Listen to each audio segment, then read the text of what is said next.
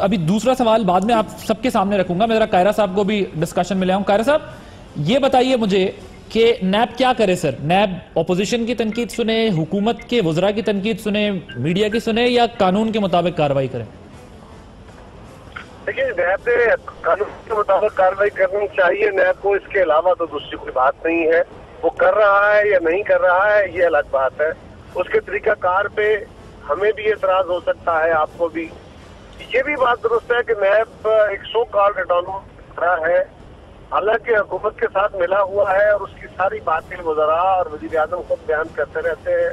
ये दोनों आपस में किस तरह आपको बखूबी है।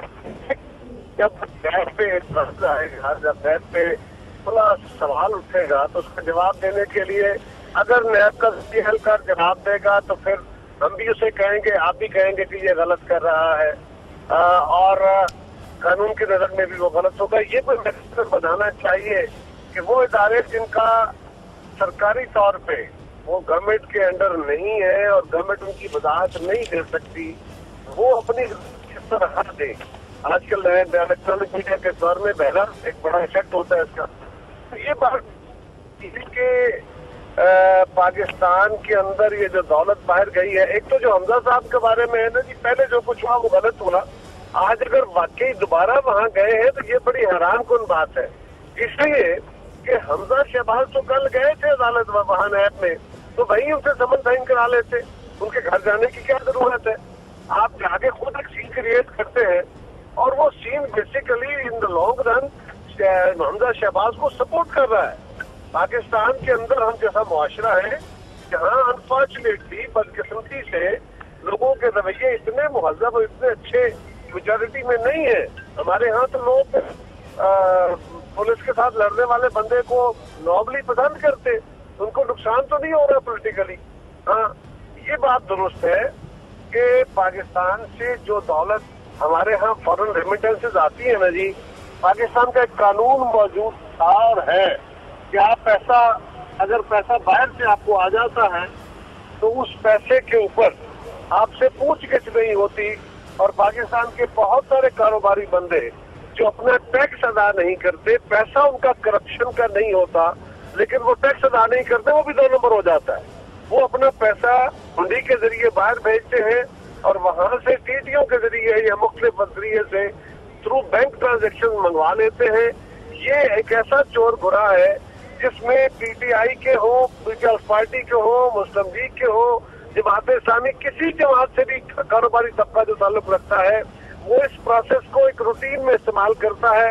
वरना पाकिस्तान के अंदर नए कारोबार करने, घर बनाने, इस तरह के काम करने के लिए लोगों की डिक्लेयर्ड वेल्थ, जो टैक्स पेड वेल्थ है, शायद वो उनको मीट ही ना कर पाए और पाकिस्तान की ग्रोथ मुकम्मल तौर पर रुक के रह जाए। सर, मैं कायरा साहब आपका नुक्ता समझ गया। आप एक तो ज़ाहिर है नैब की तरफ ये इशारा दे रहे हैं कि नैब कानून के मुताबिक कार्रवाई करे तो कोई ऑब्जेक्शन नहीं। अब नैब ऑपोजिशन ये कहती है कि जी नैब ठीक नहीं कर रहा, हुकूमत कहती है चेयरमैन नैब हमने नहीं लगाए, आप ही लोगों ने कंसेंसस के साथ लगाए हैं।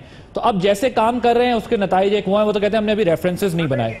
दूसरी बात सर, आप जो करें, लेकिन there should be a difference between common man और ये जो लेजिस्लेटर या आपका पार्लियामेंट में या गवर्नमेंट में कोई इन्फ्लुएंशियल आदमी है जो पब्लिक एक्सचेकर के पैसे पे बैठता है, उसको चलाता है। अगर उसके अकाउंट से कोई चीजें मिलेंगी तो वो तो डिफरेंस समझा जाएगा ना सर। उसको एक नॉर्मल रूटीन का या पैरेलल इकोनॉमी से तो नहीं सिर्फ तशबीह दी जा सकती। एक गुजारिश है कि जो तो नैब के चेयरमैन का तकर्रर है वो एक आइन का तरीकाकार दिया हुआ है, उस तरीकाकार के तहत अभी खान साहब ने मुकर्रर करना है लीडर ऑफ द अपोजिशन से तय करके।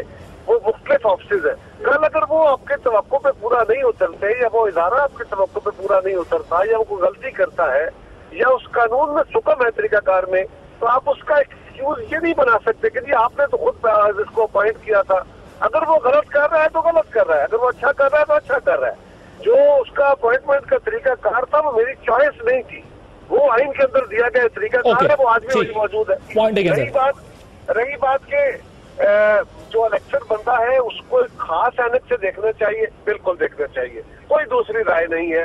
उसके लिए स्क्रूटनी सख्त होनी चाहिए, लेकिन जब तक उसके बारे में हतमी तौर पे आपके पास कोई सबूत ना आ जाए, वजीर आजम से लेकर नीचे तक ये जो गालम गलोच ब्रिगेड बन के बैठ गए हैं, हर एक बंदे को हाँ उसने कोई गलती की है, करप्शन की है, नहीं की है।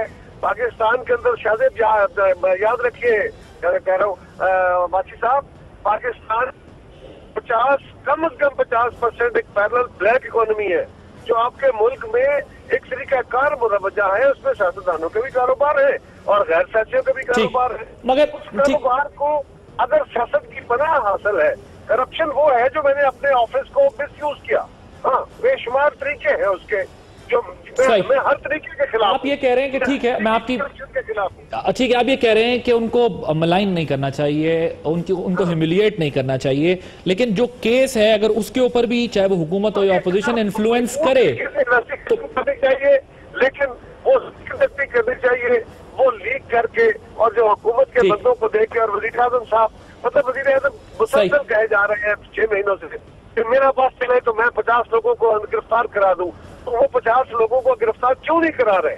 उनके पास न्याय मौजूद है, उनके पास FIR मौजूद है, मेरा ख्याल है कायरा साहब की ऑडियो का भी कुछ इशू हो रहा है, सिग्नल्स का इशू है, जरा सॉल्व करें। दूसरा मैं जुबैर साहब की तरफ आता हूं। जुबैर